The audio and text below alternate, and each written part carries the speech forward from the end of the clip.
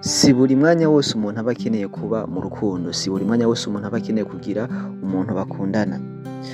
Abenshi twibwira yuko twaremewe gukundana, ego nivyo twaremewe urukundo, ariko hari ibihe umuntu adakeneye kugira umukunzi, canke hari ibihe umuntu adakeneye kuja mu rukundo kugira ngo yirinde ingorane zomushikira muri kazoza, canke kugira ngo yirinde ibintu bimwe na bimwe.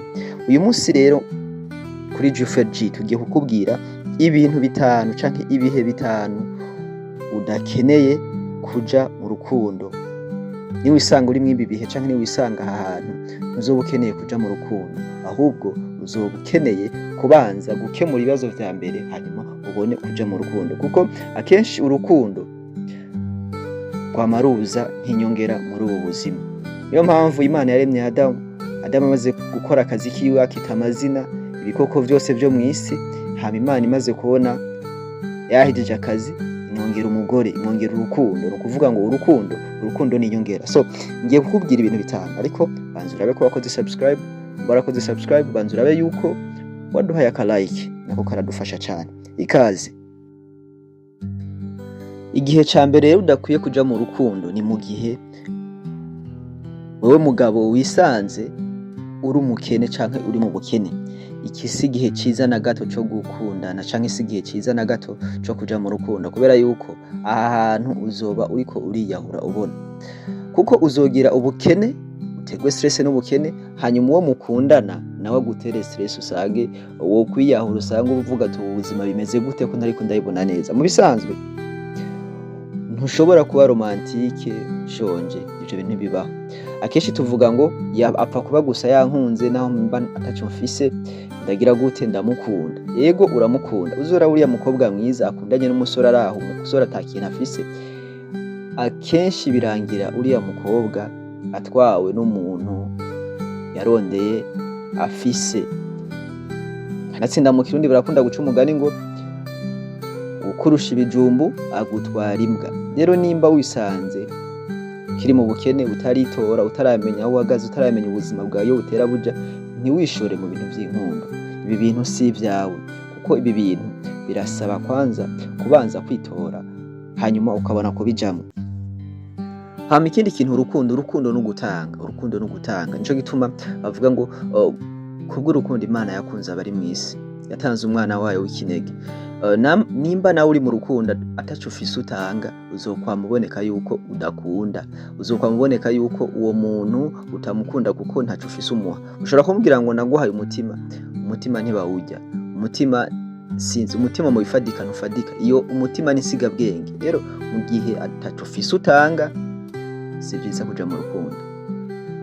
Igihe ca kabiri udakeneye kuja mu rukundo ni muri ca gihe wiyumva uri wenyene, kwa kundi wiyumva umenga ufise irungu, kwa kundi wiyumva umenga abantu ntibakwitayeho, kwa kundi nyene uba usanga umenga uri ahantu ha wenyene. Iki ni igihe co kwicara ukitekerezaho, ukaraba ibindi bintu vyo gukora, apana kuja mu rukundo, kuko iyo ugiye mu rukundo aha hantu mw'ibi bihe usanga uriko urafata ingingo zitabereye, usanga uriko uravugisha utavugishije, usanga rimwe na rimwe uriko urashaka guhadikiriza ibintu ahantu bidakunda, hanyuma bakwanka canke vyagenda uko utabishaka, ukaja utangura kwidoga uvuga ati n'ubundi abantu jewe ntibankunda, nari jenyene ariko ndarondera uwo tujana kumwe, none raba nawe nyene aranyase. Canke bigashika kubera ko washaka kurondera umuntu akuba hafi, ugahita n'ubonye wese, hanyuma wamara kumuhita n'ubonye wese, mwamara guciringa mukamarana igihe, ugatangura kubona yuko wihenze, ugatangura kubona yuko eza uyu muntu turi kumwe servo yanje, hama ugasanga mutanguye kuza murashwana buri munsi. Kandi icya mbere wabikoze nko kumengana urukundo, ariko ntigwari urukundo, ahubwo washaka umuntu akuba hafi. Rero mw'ibi bihe, mu gihe uba wumva uri wenyene, si igihe ciza co kuja mu rukundo, ahubwo no kuraba ibindi bintu ukora bituma wumva yuko usabanye n'abandi, apana kuca urondera umuntu umwe ngo mukundane, azoza arakwandikira, azoza arakuvugisha kubera uri wenyene. Urashobora kuba desi, ushobora gukomereka umutima bibabaje cane canke bikomeye cane. Igihe ca gatatu naco udakeneye kuja mu rukundo, ubanza ukicara ukitekerezaho, ni mu gihe ufise irari, kwa kundi ufise inyota yo kuryamana n'uwo ari we wese. Abantu benshi mu minsi tugezemwo basigaye bakonfonda canke basigaye bashushanya gukunda umuntu no kwipfuza umuntu. Umuntu mushobora guhura akaraba akabona umukobwa akavuga urya mukobwa kweri, urya mukobwa ateye neza kweri, kugira ngo amushikire, kugira amwegere, akaca agenda kumubwira ngo aramukunda, kumbe atari ko kuri, ahubwo ashaka kuryamana nawe. Rero mu gihe wumva ugifise inyota, ufise irari ryo kuryamana n'abantu benshi canke ushaka nyene gukora sex n'uwo ari we wese, iki si igihe ciza cyo kuvuga ngo ugira uje mu rukundo, kubera yuko niba waja mu rukundo uzosanga uriko wandura n'ibintu utanazi, kubera ko uzoryamana n'uyu ejo ugende kubesha urukundo uyundi, ejo ugende kubesha urukundo uyundi, usange umaze gukundana n'abantu bashika 10 mu kwezi kumwe, kandi bose ugenda ubabesha ko bakunda, kumba ari irari. Ico womenya cyo aha mw'isi bavuga yuko aha mw'isi ari karma, ibyo ukorera abandi nawe bizokugaruka, kurya ubabaza abandi nawe niko bazokubabaza. Rero aha hantu uzuhitondere cyane kugenda urabesha abantu ko bakunda, kumbe ari irari rikorera gukoresha.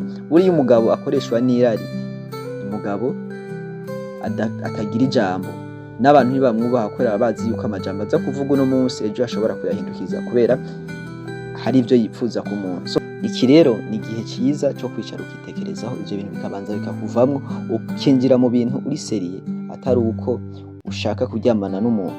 Nimba uri wa mugabo adashobora kwicara n'undi mukobwa ngo bapange ibintu bindi by'ubuzima canke ibindi bintu atari ibintu vya sex, atari ibintu byo kuryamana gusa, menya yuko iki atari igihe cyiza cawe cyo kuja mu rukundo, banza wiyiteho. Igihe ca kane udakeneye kuja mu rukundo ni mu gihe umutima wawe udatekanye. Maybe uvuye muri relation, warakomeretse, warababajwe, hanyuma uciye ushaka kuja mu rukundo direct.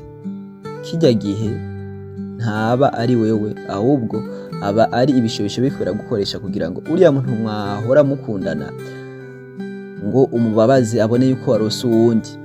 Rero kijya gihe nico abantu benshi bakomerekeramo birenze, urukundo rukamuvamwo burundu, kuko agenda gukundana n'umuntu azi neza yuko agiye kubabaza wa wundi, akaja asanga n'uwo bagiye gukundana ni yare ni wa wundi nyene, akasigara avuga ati abantu bose barabaye nabi, canke naho abantu bakagira gute, bakaguprofita kubera ko babonye ufise igikomere, kubera ko babonye baguhevye, uwo muntu akaca guprofita gukoza ibyo gukoza. Rimwe na rimwe ntikunda gusanga n'abantu babaye ukundi kuntu, imitima yabo igahinduka amabuye kubera ko bagiye mu rukundo hatari bwagere. Nturakira, uracafise ibikomere, hanyuma uciye ushaka gusimbira mu rundi rukundo. No kuvuga ngo wowe nukuruka bisi urira iyindi. Umuntu yuruka bisi urira iyindi haragera igihe akaruha, akumva imodoka atakiyishaka, nuko biba bimeze. Rero niki nigihe cyo kwicara ukitekerezaho, ukiyubaka, hanyuma ukabona kubisuramwo nyuma.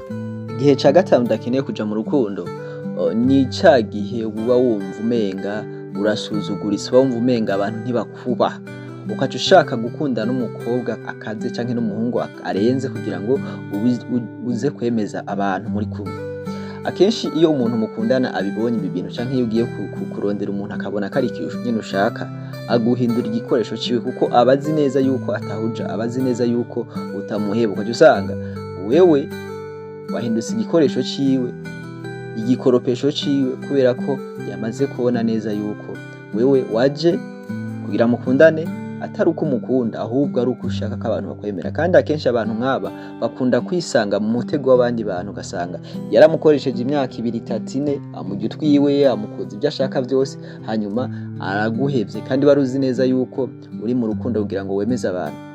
Gaca ahantu uri kumwe n'umukobwa mwiza, afata nakakundanye n'umukobwa mwiza, ngo peti yangu, ngo big up sana, hajya bariko baragushuka. Nimba ushaka ko abantu baguha agaciro ari ukundanye n'umuntu kanaka, iki gihe si igihe cyiza cyo kuja mu rukundo.